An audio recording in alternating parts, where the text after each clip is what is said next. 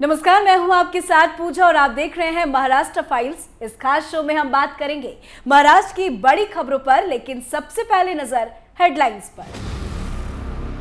मनसे प्रमुख राज ठाकरे का सरकार को अल्टीमेटम, जब तक महाराष्ट्र में सभी मस्जिदों से नहीं उतर जाते लाउडस्पीकर तब तक जारी रहेगा आंदोलन। राणा दंपति की अटकी रिहाई, जेल में ही कटेगी एक और रात, बीएमसी भी कर सकती है कार्रवाई। मनसुख हिरेन हत्याकांड में एनआईए का बड़ा खुलासा, पूर्व पुलिस अधिकारी प्रदीप शर्मा ने रची थी पूरी साजिश, हत्या के लिए ली थी 45 लाख की सुपारी। महाराष्ट्र सरकार को लगा बड़ा झटका, सुप्रीम कोर्ट ने दिए निर्देश, 2 हफ्तों में करे बीएमसी समेत निकाय चुनाव का ऐलान। ईद की पार्टी के बाद शहनाज गिल ने जमाने के सामने सलमान खान को दी पप्पी, शर्म से लाल हुए भाईजान। हेडलाइंस के बाद अब बात खबरों की कर लेते हैं। पहली खबर मनसे प्रमुख राज ठाकरे से जुड़ी हुई है। दरअसल राज ठाकरे की दी हुई अल्टीमेटम 4 मई को खत्म हो गई, जिस कारण महाराष्ट्र में 4 तारीख को सुबह से ही कई जगहों पर मनसे के कार्यकर्ताओं ने लाउडस्पीकर पर हनुमान चालीसा बजाई, जिस पर कार्रवाई करते हुए पुलिस ने महाराष्ट्र में 250 से अधिक मनसे कार्यकर्ताओं को हिरासत में ले लिया। जिसके बाद राज ठाकरे ने मुंबई में एक प्रेस कॉन्फ्रेंस की। इस मामले में अपना पक्ष रखा। राज ने कहा कि ये आंदोलन एक दिन का नहीं बल्कि आने वाले समय में भी चलेगा। धर्म की रक्षा करना और पालन करना एक जगह है और कानून का पालन करना दूसरी जगह। मीडिया से बातचीत में उन्होंने कहा कि मैंने सरकार और मस्जिदों को 4 तारीख तक का समय दिया था कि लाउडस्पीकर पर अजान न करें, लेकिन इसके बावजूद कई मस्जिदों ने नियम तोड़े। मैं सभी मस्जिद चलाने वाले प्रबंधन का आभार व्यक्त करता हूं, जिन्होंने इस बात को समझा और लाउडस्पीकर नहीं चलाया। उन्होंने कहा कि 1140 मस्जिद हैं मुंबई में, उनमें से 135 मस्जिदों पर सुबह 5 बजे से पहले लाउडस्पीकर से अजान चलाई गई।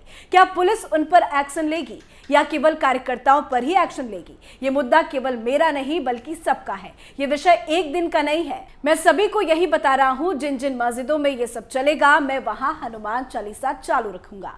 मेरा सवाल ये है कि सुबह 5 बजे से पहले 135 मस्जिदों में जिस तरह से अजान लाउडस्पीकर पर चलाया गया, उसके खिलाफ एक्शन क्यों नहीं? आप त्योहार पर बजाइए, खास अवसर पर बजाइए, सुप्रीम कोर्ट के आदेश का पालन करिए, हमें इससे कोई दिक्कत नहीं है। राज ठाकरे ने आगे कहा कि कानून व्यवस्था का सवाल हमसे क्यों, आप उनसे सवाल करिए ना जो कानून तोड़ रहे। आपको बताते चले कि इससे पहले राज ठाकरे ने शिवसेना के संस्थापक दिवंगत बाला साहब ठाकरे का एक पुराना वीडियो भी शेयर कर सरकार पर निशाना साधा था। वीडियो में बाल ठाकरे मस्जिदों से लाउडस्पीकर हटाने की बात कर रहे हैं। बाल ठाकरे ने कहा था कि जब हमारी सरकार आएगी तो हम मस्जिदों से लाउडस्पीकर हटाएंगे। आप भी सुनिए। ज्या दिवशी माझं सरकार या महाराष्ट्रामध्ये येईल त्यावेळेला रस्त्यामधले नमाज आम्ही पडल्या बंद केल्याशिवाय राहणार नाही।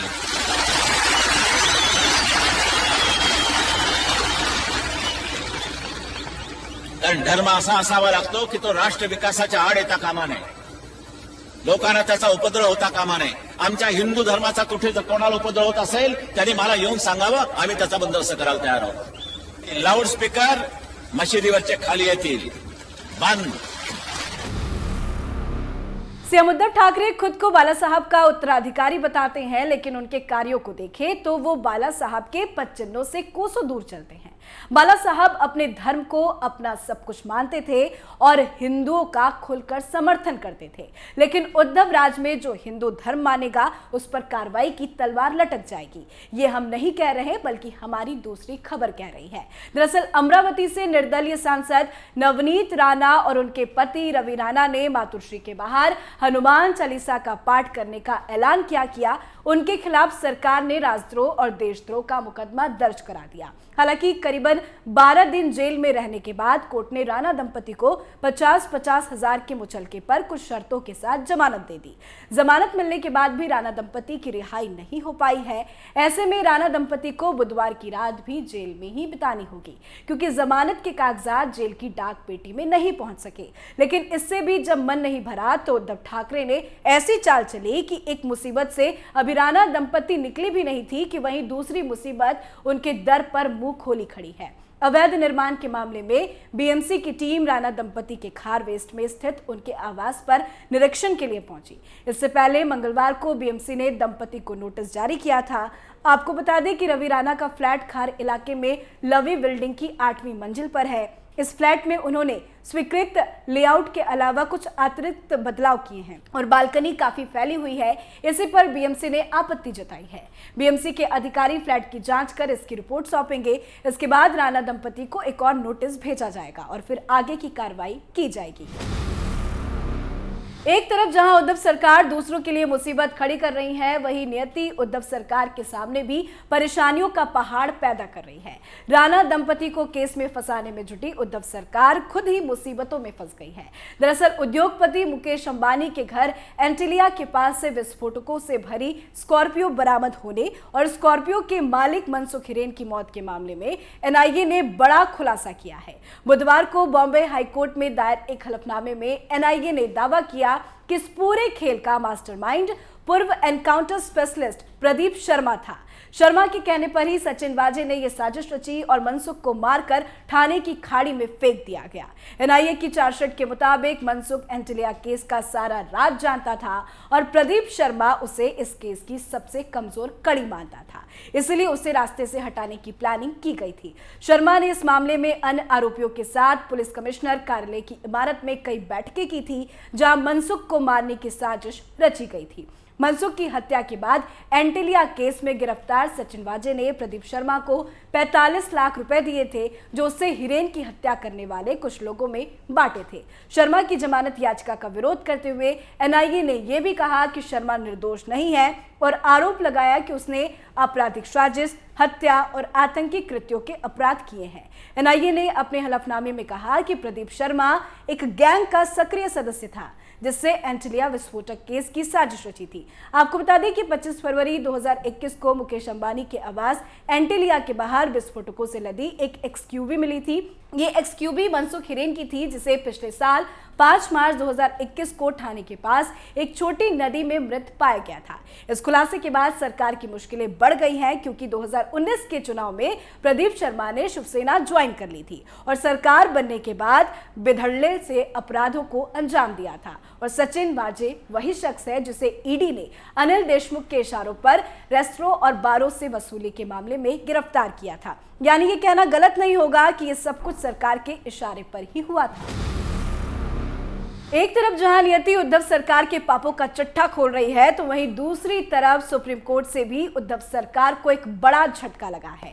दरअसल सर्वोच्च न्यायालय ने उद्धव सरकार को बीएमसी चुनाव और निकाय चुनाव की तारीख 2 हफ्ते के भीतर घोषित करने के निर्देश दिए हैं।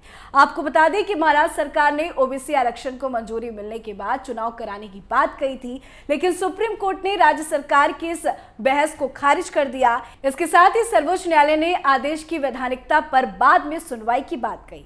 गौरतलब है कि महाराष्ट्र में 20 नगर निगम है, वहीं 25 जिला परिषद है और 285 पंचायत समितियां हैं। राज्य में 210 नगर परिषद और 2000 ग्राम पंचायत है। इन्हीं का चुनाव होना है। जिन नगर निगमों में चुनाव प्रस्तावित है, उनमें मुंबई, पुणे, ठाणे, नासिक के अलावा नवी मुंबई, नागपुर, कोल्हापुर और सोलापुर सहित प्रमुख नगर निकाय सम्मिलित हैं। राजनीति के बाद अब जरा बॉलीवुड का भी रुख कर लेते हैं। 3 मई को ईद थी, ये तो आप जानते ही होंगे। बॉलीवुड एक्टर सलमान खान की बहन अर्पिता खान और बहनोई आयुष शर्मा ने मंगलवार को ईद की पार्टी रखी थी। इस पार्टी में कई सेलेब्स शामिल हुए थे, लेकिन इस पार्टी में शहनाज गिल सलमान खान की सबसे खास गेस्ट रही। सलमान शहबाज को पार्टी के बाद उनकी गाड़ी तक छोड़ने गए। अब सोशल मीडिया पर दोनों की क्यूट बॉन्डिंग की फोटोज और वीडियोस काफी ज्यादा वायरल हो रही है। वहीं एक वीडियो में तो देखा जा सकता है कि शहनाज ने सलमान का हाथ पकड़ा और उनके सामने डिमांड रखी कि वो उन्हें गाड़ी तक छोड़कर आए।